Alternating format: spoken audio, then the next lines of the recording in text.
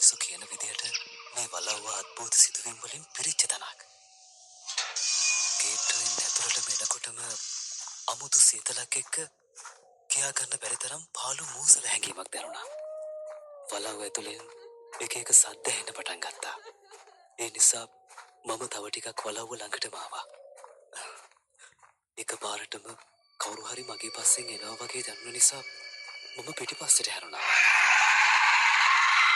ඒත් එක්කම මාව පොළව ඇතුළට කඩාගෙන වැටුණා. එතනින් පස්සේ මට මුකුත් මතක නෑ. මම මේ කොහෙද ඉන්නේ?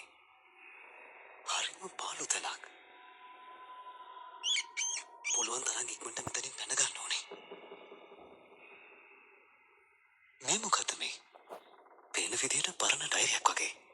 බලමු.